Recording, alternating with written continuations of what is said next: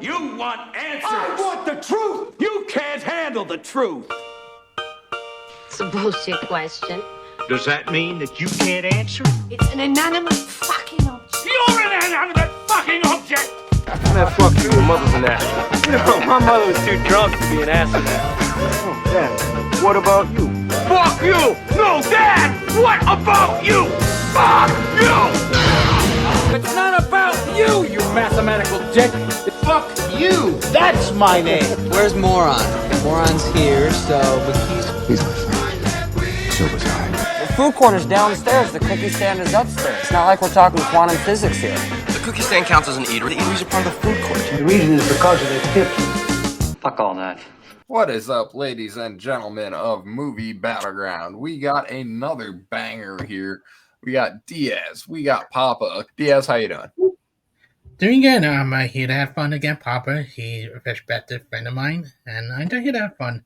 The battle, the record doesn't matter to me. All about having fun, talk about movies, I love doing again because I've been a while since I've been able to express my opinions. So happy to had this thing back. Papa. Wait, I'm competing? I thought I was retired. I'm gonna sit here and enjoy retirement. You said you needed help, just like I was watching, right? Yeah. What? Oh, well, guess I can't stay retired forever. Got to stay young somehow, right? Let's go. Round one, fight! What is the best overall song performance in a musical from the 1990s? Diaz, your opening minute will begin when you begin speaking here. So when it comes to musical movies, you think a lot of this thing, but I'm going outside the box here. I'm doing When You Believe from 1998, Amazing Prince of Egypt. This is a song about Hebrews celebrating the fact that they leaving Egypt to go to Promised Land. You got Michelle Pfeiffer, you got Sally Durante, and then you got Andrew Bryant as the Hebrew child doing the Hebrew bit in the movie. And it's astonishing voices coming together. You got Hope, you got Love Despair from Michelle Pfeiffer doubting herself, and then when they come together, with the Hebrew child, it's a triumph of goodness, a triumph of everything. Like they finally leaving the reckoning, the homages, everything. And the moment when Moses hold out the staff and the whole choir chorus come in, it's stunning, it's bone-chilling. It's great use of music without having to see the person's mouth move. It's great voices all coming together with one of the best songs Stephen Schwartz ever written. And I reveal my time. Papa, your 1 minute when you begin speaking. When you look at a performance, there's a lot you have to look at. It's more than just songs being spoken, words being spoken. It's how they are spoken when it comes to music, what the music around is doing. Let's see, what else does a performance include? What's going on around the scenes, what the choreography, some will say. And so I find it hysterical that Diaz picked an animated movie, because that defeats the whole reason of a performance. But the correct answer for best music performance on a musical from the 90s is Colors of the Wind, Pocahontas. Wait, I think you know that animated movie? Oh, okay. Well, let's see how this goes. No, Judy Kuhn is singing, gives a great performance, doesn't need the help of a choir or somebody duetting her. Sings her heart out. Alan Menken's score. Mwah. Yeah. Ignore that kiss. Strike the kiss from the record. We will go to Diaz, your 1 minute reply when you begin speaking. Judy Kuhn gave a really good performance. I forgive you that, but it's so matter of fact. There's still not a lot of motion to it when she's speaking. Like she's speaking and singing at the same time. And the visual is good for a Disney movie, but it does involve like the feeling of like seeing the Hebrew leaving Egypt to go to Promised Land. And like you get Sally Durante, beautiful scene, right, Miriam? That Michelle Pfeiffer and the doubt she had, but when they join together, it kiss, and then when the Hebrew song, and it started slow and slow, and then it built up with all the other Hebrew kids coming in, to the choir coming in, bone chilling. But I love Alan Menken, but Hans Zimmer doing the score. The score is freaking amazing to go along with this song. And Stephen Schwartz, we both talk about Stephen Schwartz song here. This is his better song. This is a song that when you hear it, you want to cheer, you want to root for them. And I try on the imagery of them leaving Egypt with the lantern, the lights, everything. It's won't you? Papa, your 1 minute when you begin speaking. I'm a little confused because Diaz says she's not. Judy Kuhn isn't singing; she's more doing talking with rhythm. No, dude, she's saying. You listen to that, you're moved by her vocals in there. That's singing, my guy. Won an Oscar, so I guess she just confused like a whole Oscar committee because she wasn't singing. No, she was singing. The scenes going on around all make sense. We see words spoken in the song, and we start to see that stuff going around. We see a ton of animals, birds flying around, a random otter when she says otter, so it all makes sense. And Tato, that Alan Menken score, chef's kiss. Now you can't strike it. Now it's canonically in the debate. You talk about these kids in this little Hebrew scene. That hurts, dude. That hurts your scene so much. That's why in the cover it's not there.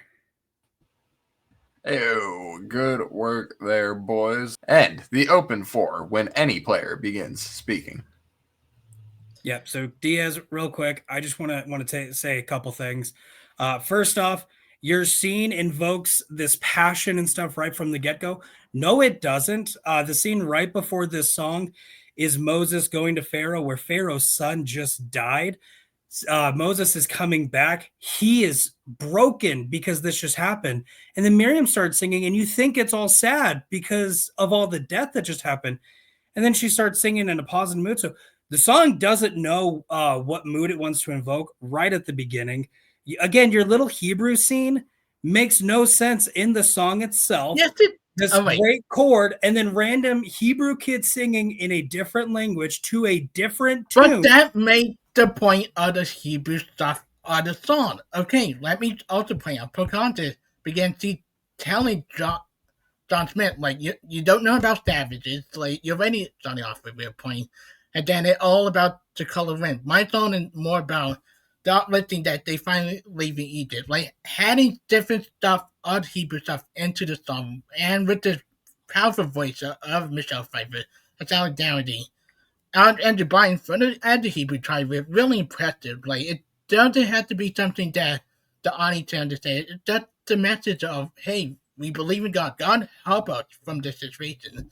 And it cheering up Moses to say, hey, what you did is good, that you are our savior at the point. That when you get the choir coming in, it evokes a sense of uplifting, of magnificent proportion of everything, and the imagery read it with the Egyptians dropping their job to join the group, out of they want to get out of Egypt, well, to like the smile on their face that they thought to they did with the little child helping the grandmother out, like keep walking, like this bunch of beautiful imagery that go to the point with the sonic thing. Right, real quick, I need to challenge something you said.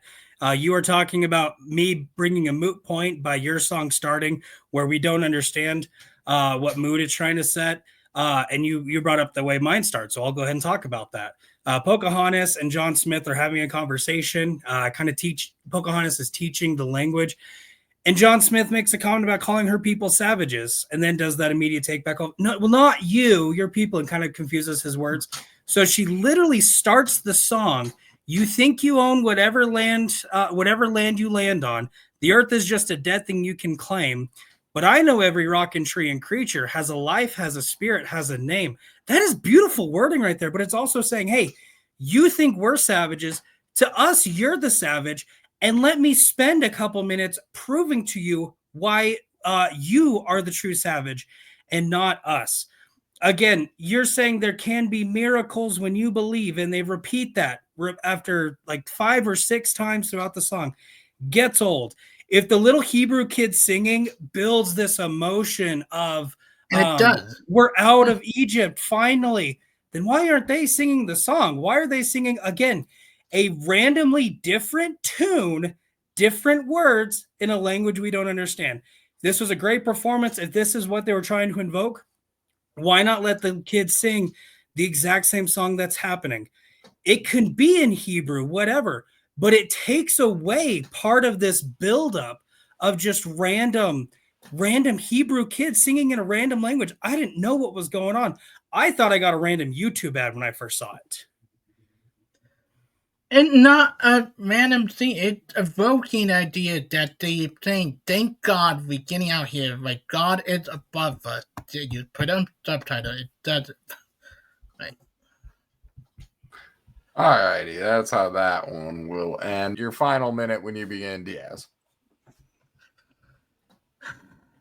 Okay, we both picked based on both by Steven Schwartz, where we forgot to say here.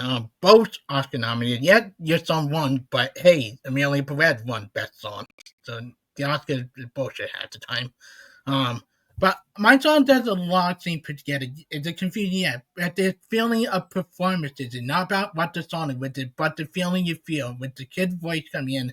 You feel the high energy, and it leads to the build-up.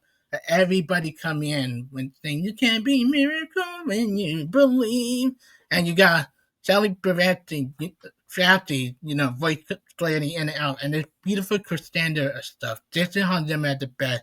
Steven Short at his best. Color Wind is a good song with a good performance, but it doesn't evoke the feeling of upliftingness as it is. Like, it's one of the weakest songs from the 90s for Disney, where I think this is DreamWorks saying, hey, we didn't make good musical. And this is a song that, it gets great cover album, get great stuff, and it's just an amazing song. Like, and I love both of these, but sorry. that was my bad. Sorry. Now I'm over here sucking at my job. It's okay. Okay, Papa, Tatum. your final minute when you begin.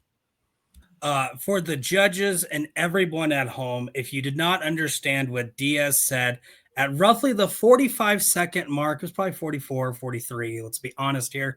He said, is it confusing? Yes. Talking about the little Hebrew kid sing. That's my point. It's confusing. I have to turn on subtitles to understand what they're saying. They never say Yahweh, so they definitely don't say God at all. I don't know what they said. I'm not going to turn on subtitles.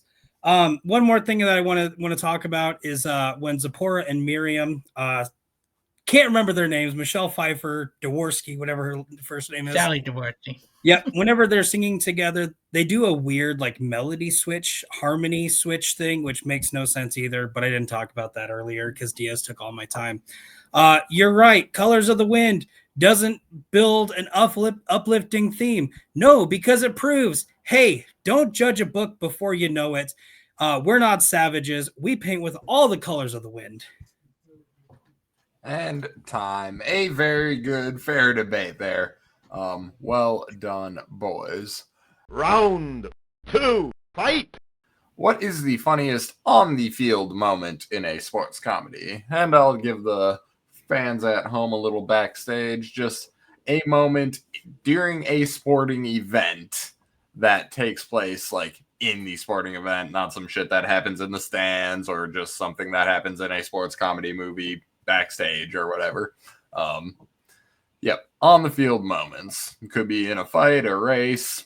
Doesn't necessarily have to be on a field, but on the field of sport. With that said, Papa going first here. Your 1 minute when you begin speaking, Mr. Papa.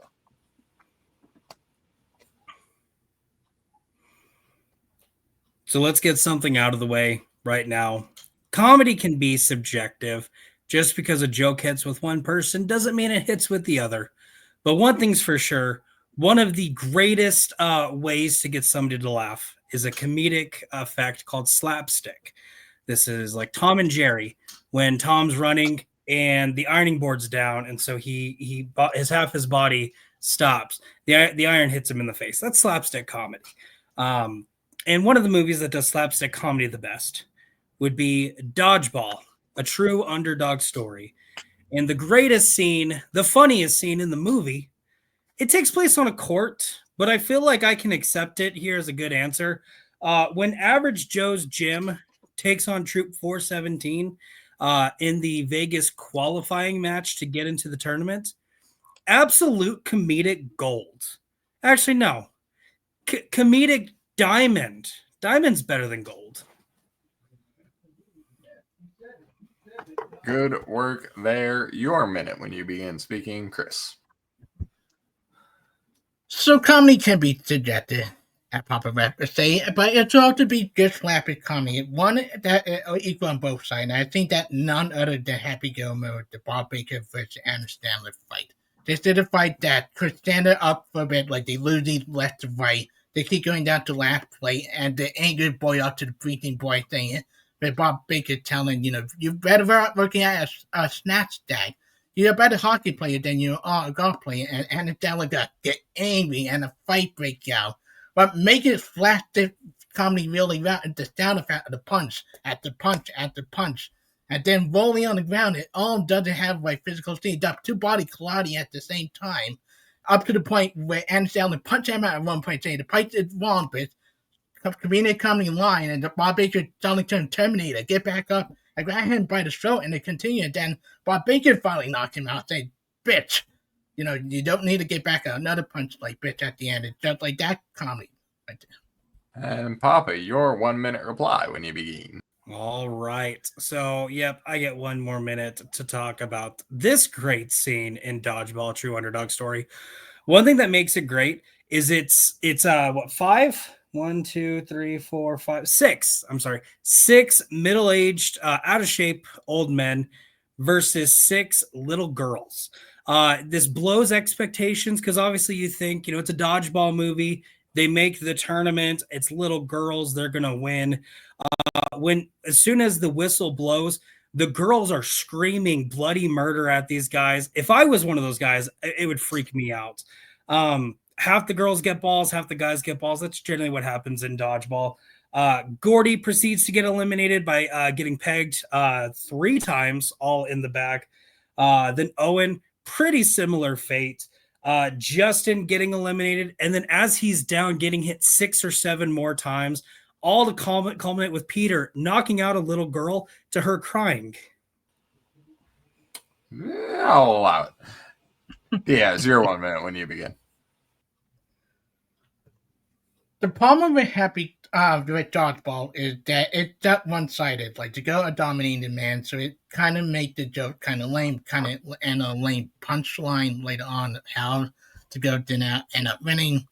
Mine is able to have the Thomas Jerry style of both sides. We've watched Bob Baker and Stanley go at each other. The punches on both sides land, and Stanley land in the pond. They both roll down the ground. But you see Bob Baker down, Bob Baker back up, Terminator style, grab it by the throat, handing the final punch in to knock him out first, and then Stanley back out.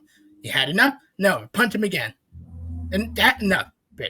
Like, and the punch is wrong, bitch. Like, there's so many classic Anna Stanley moments. This is one of the most funniest moments by Anna Stanley. First comedy. And it gave up the classic Bob Baker and Stanley scene that made joke on again. I think Dodgeball had much funnier scene later on with the final Dodgeball fight. Like, mine is classic for a reason for Anna Stanley. And time. We will head on into the 4-minute open here. I forgot to do my job once again with the clock. It's okay. 4 minutes whenever a player begins speaking. Papa, I'd like you to go first. Yeah. Okay, I'll go first. So you talk about it not being funny because it is one-sided. I do think that builds to it. Again, we're subverting expectations because we're expecting the guys to dominate. And these girls just come out of nowhere and eliminate everybody but Paul. Guys don't even get a throw in until that. Finally, I keep saying Paul because I'm watching Raw right now. It's Peter. Peter. Vince Vaughn's character. Peter is able to get 1 throw in, which knocks out a little girl, and she starts crying. And he's like, "Oh, I messed up. I'm so sorry. I'm so sorry." turns out it's a ploy. Another girl comes in and knocks him out. They do the whole sticking the L up, sticking their tongue out. And he gets that classic jab in of, you're adopted, your parents don't even love you. And then all this to end with Commissioner saying somebody on the Troop 417 team has had 3 anabolic steroids and a low-grade beaver tranquilizer. You pan over to this dude in a Girl Scouts dress, and the chick goes, "God damn you, Bernice." She starts crying. It's funny, and it builds to quite a bit of what's going on in the rest of the movie. I don't think it beats a dead horse because that's later on in the movie. This is the first time we're seeing it, so it works very well here. But compared to mine, I feel like Happy Gilmore, you got the build up. You've seen like the golf tournament going on, and them getting on each other nerve, saying, Bob Baker trying crap at them, and they're like, "Don't get me mad, Bob. Do not get me mad." And it lead up to like a great use of Tom and Jerry style, them going at each other, punch after punch. What made mine really good is the sound effect, the punches. Like, it's so Tom and Jerry Looney Tunes style. They get funny and funny, whether they're groaning each other, whether they roll down the ground to the pond thing, and then get 2 classic one-liners after one-liner with the Price is Wrong bitch, and then I think you had enough.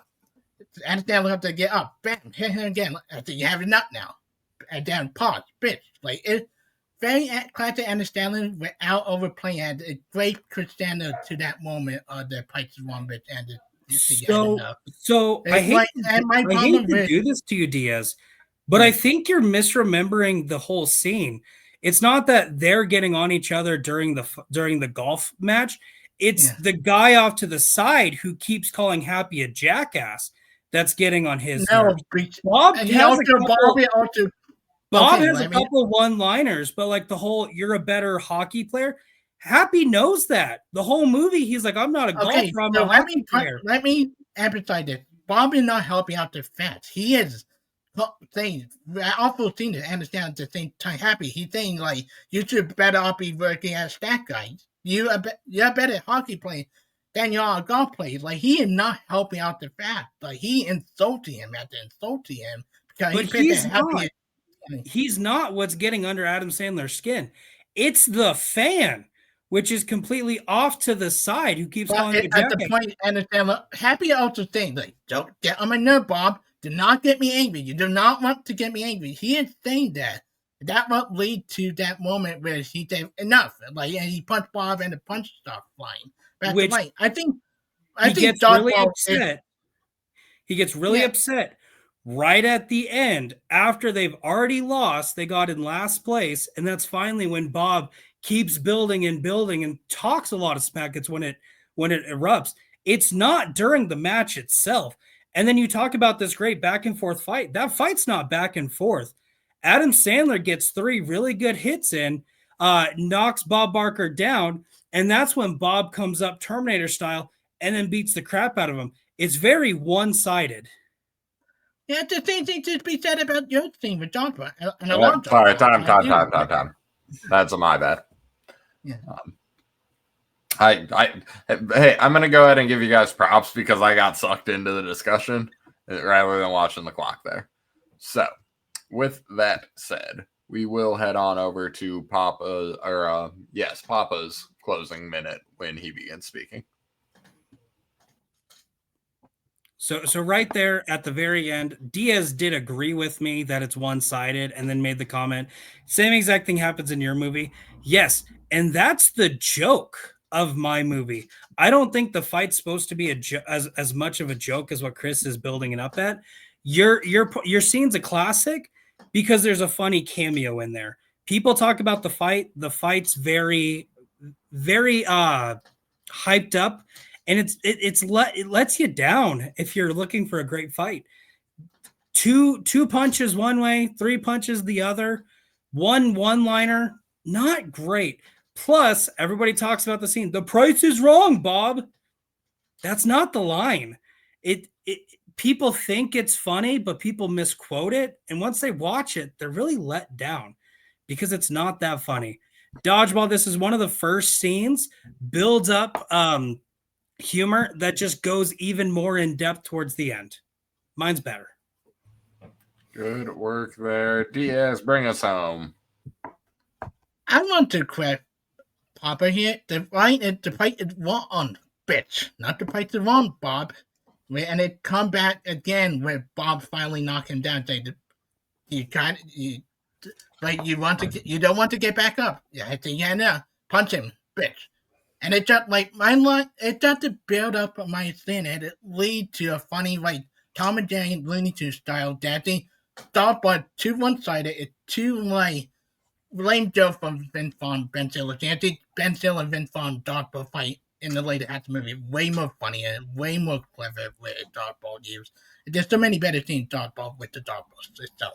Mine a great combination of anger building up and building out to crap it one liner, crap it like a great cameo with a great fight, and it go all over the place, go in the pond, go rolling down the hill, like not in one place. It go all over the place to punch it left and right.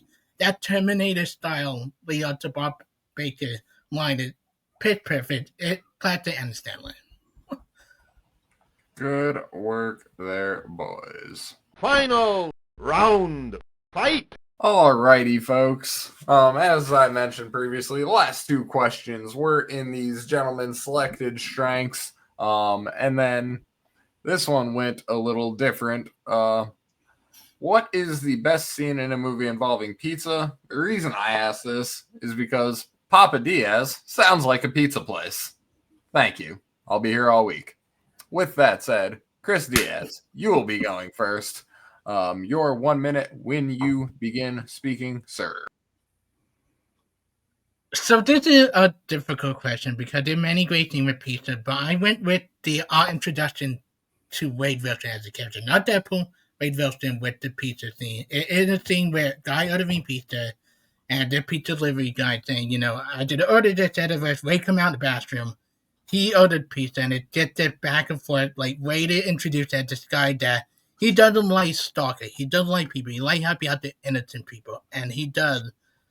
By eating the pizza at the same time and, you know, like he joke at the joke, like he threatening the pizza guy, hey, you need to leave this go alone. He's like even threatening the other guy that did it out of the pizza saying, hey, you're Gina, channeling.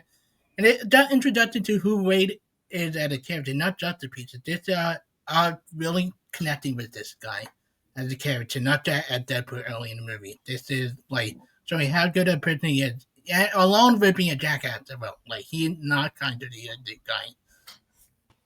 Fine, good work there. Papa, your 1 minute rebuttal when you begin, or your 1 minute opening rather, when you begin speaking. All right. So one reason why I love Battleground is sometimes it introduces me to movies I should have watched, but just never got the chance to. For me, that is Fast Times at Ridgemont High. Great coming of age story. We have many stories going on in one culminating film. Couple. What's Brad going to do with his life? He wants to break up with his girlfriend. She breaks up with him first. Gets fired from his job. How does he handle life? Stacy, what does she want in life? She thinks she just wants sex. Turns out she wants an actual physical relationship. And then we have Spicoli, the class clown. And I think one of the greatest dynamics in any movie at all is the relationship between Spicoli and Mr. Hand. In the third interaction we see with these two, in the middle of Mr. Hand's lecture, we see a knocking on the door. He opens the door and a pizza man comes out. Who ordered this? Turns out Spicoli ordered a pizza in the middle of history class. Who does that? A class clown does.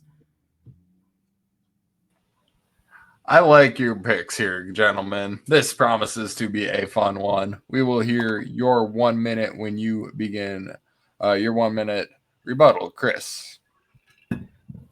So, I like this scene a lot in Fat Time at Ridgemont High. It's a funny scene, but it's kind of a scene of a scene you see in typical high school. Mine at least introduced us to Wade Wilson as a character.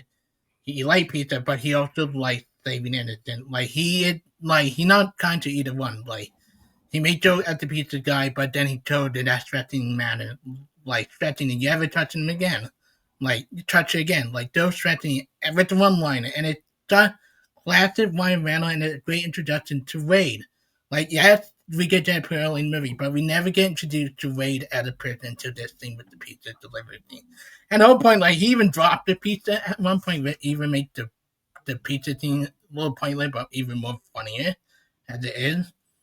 And it's just clever writing, classic characters. Both of the two actors that play the two people he fit, like, really stretching it again, really funny and well. Like, the pizza is burnt is a really funny line. There are a bunch of good pizza fun here. I had to fuck something up, right? Like, I was so good on the clock, and then I just left Spicoli's delivery up for Diaz this whole thing.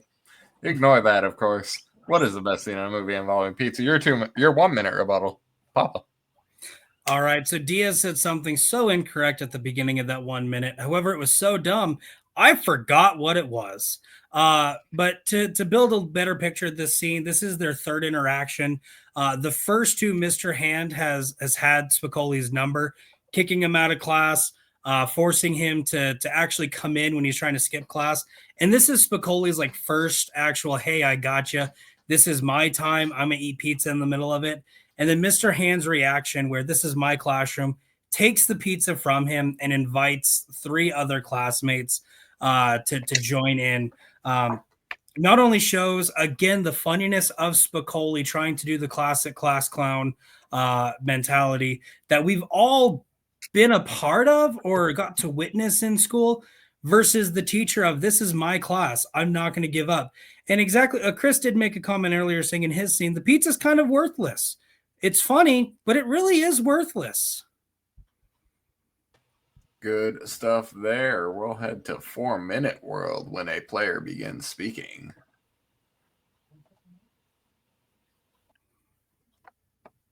Diaz, I'm going to let you go first because I went first the last two times. So you can go first this time. You're welcome. So listen, I like the scene of which Fat Time and West a lot, but it's a scene we see time again in high school movie with the teacher and the student going at each other, and it doesn't even not involving pizza, right? It's not every type we see as a 17, like this, or any other like 10 thing I hate about you. Like, why didn't at least use the pizza to introduce us to Wade as a character? Yes, we got Deadpool in the first 10 minutes of the movie, but this our introduction without the Deadpool personality, that he is that lovable, jerk of a guy that even ordered pizza to really pull this guy stalker in, so he to tell him to back off to one girl, to show him that he have a goal, that he care about what he's doing, and he also enjoys being asshole. Like, he doesn't take kindly to both of them. Like, he tells the guy, like, control your thing, you're not channeling. Like, he saying comment, like the comment funny, it's classic Deadpool.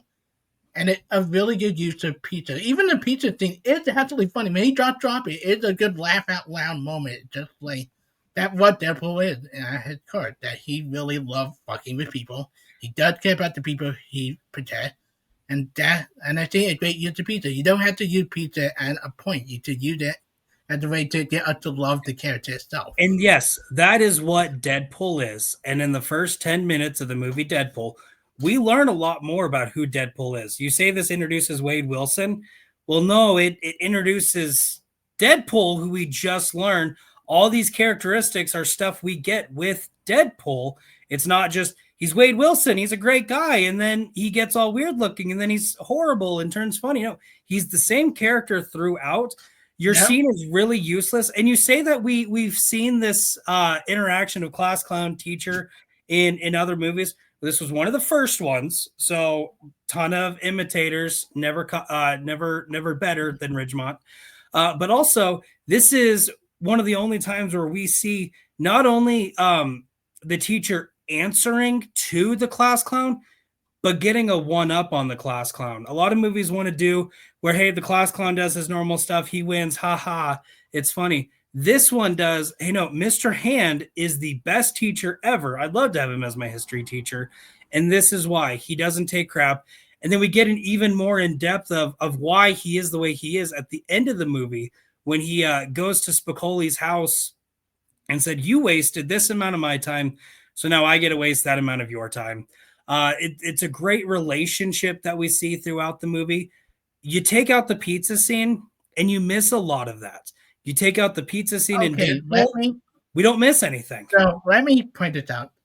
when Deadpool began, we only get Deadpool as someone who wants to go at defensive. We see him attack a bunch of the people in the car. That's all we get. We had no idea what he is.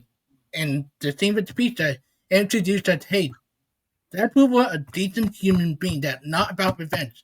He cared about the little guy. He cared about protecting people from stalkers.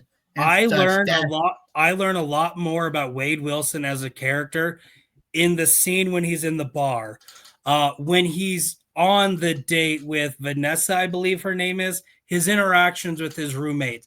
I get a lot more out of Wade Wilson throughout the movie. Not Deadpool, Wade Wilson in more scenes than I do in this beginning one. First time watching Deadpool, it's kind of funny moment. Rewatching it though, it's weird. Why is he in this guy's house at the first place when he's not even trying to talk to this guy? He ordered a pizza.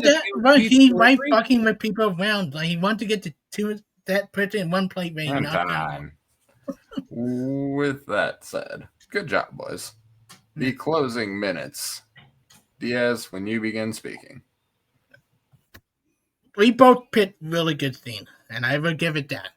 I just think mine help get Deadpool as center as he is. He is someone who is dickhead. He is an asshole with something. But in the end, he does care about somebody. He cares about this woman being stopped by the pizza guy, that he's willing to make sure the pizza guy turns his place, not only stop him, but stick around with him around so he can't escape. And then it is laid out to that great scene where he does physically go right after and think, like, I don't need money, I'm just happy to help out. That's who Deadpool is. Like, yeah, at the beginning we had an introduction, but this is the human side of Deadpool. This is not the violent, crazy side that we see in the first 10 minutes of Deadpool before I with the future chase thing. Your scene is funny, and it's great, but I just feel like that's everything I've seen every day in a regular high school movie. And it's just the same to me. Mine is special in a way that Albert loved Deadpool as a character. Papa, bring us home. All right, you say Deadpool cares about this chick. No, he's hired by this chick. He has a soft spot, so he doesn't charge her the full fee. But does he care? I don't think so. I fall in love with Wade Wilson again when he's on the date with Vanessa, when that relationship builds. His interaction with Weasel, I believe his name is. There's a lot better scenes in Deadpool where you get to love Wade Wilson as a character. In your scene, the pizza's throwaway. You can take out that scene, and Deadpool is a great movie. If you take out my scene, though, it hurts Fast Time quite a bit. Because, again, this is the first time Spicoli tries to get a one-up on Mr. Hand, which is what we see a lot of in high school movies of the class clown. Hey, I'm the funny guy. I'm going to do a joke.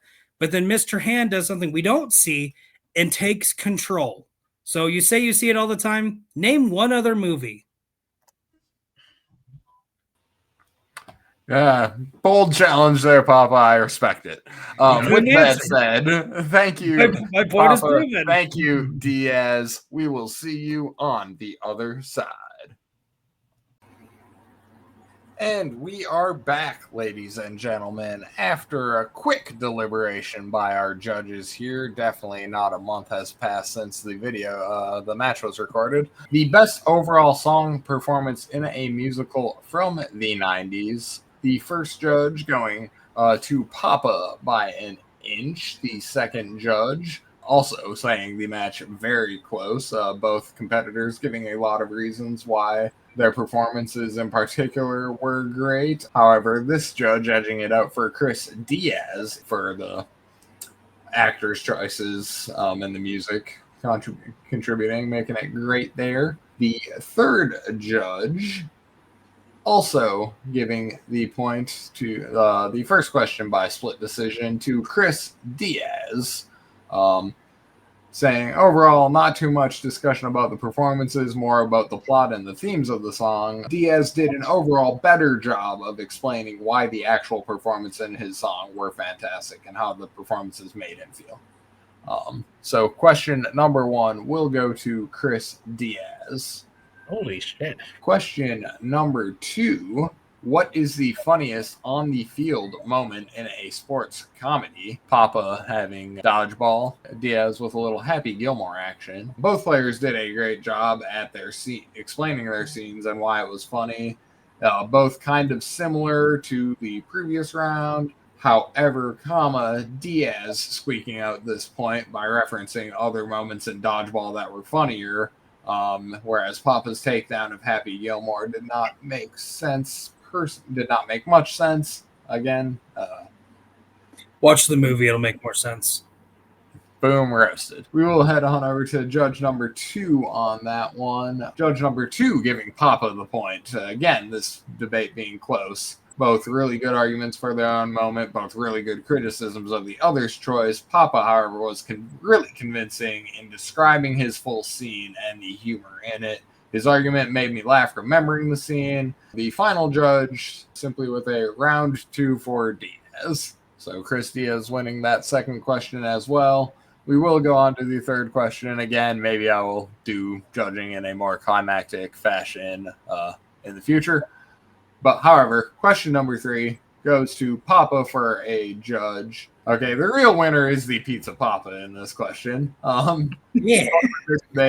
Papa gets it for me. Diaz only having one knock on Papa's scene, which Papa refuted, while Diaz only having one argument for his own scene, showing Wade as opposed to Deadpool. Papa did a great job of convincing me the other scenes and showed this better. And the third judge again, Papa getting the final point there. He laid out the more interesting scene and how it's important to the development of the characters, whereas Diaz's scene doesn't really matter that much for Deadpool. With that said, round number 1 going to Chris Diaz, round number 2 going to Chris Diaz, round number 3 to Papa. Your winner, 2-1, Chris Diaz. How do you feel, sir? I am shocked. I was not expecting to win because Papa was a fantastic argument opponent to play against. But I'm happy. It's been a while since I've won. I'm happy to get finally a win in my book, Battleground. But Papa, no matter who won today, you're a great opponent. I love arguing with you. Just for a fun match. I'm happy to have a good opponent to argue again. Papa West. So I have 2 theories here. The first theory is you don't actually have judges. You just have a wheel with both of our names on it, and you spin it 3 times. My other theory is based on the Pizza Papa comment that Chad Webb was one of the judges. I know I'm right on one of them. It's the wheel. Will's right. Oh, may or may not. If this was Henry's channel's judging, I would have won because I knocked him out in a question. So I got more votes. So yay, I win. Always take it. Take your wins where you can get them, folks. Yeah. Thank you to Papa. Thank you to Diaz. Thank you to the judges. Thank you to everyone at Movie Battleground. Have a fantastic night.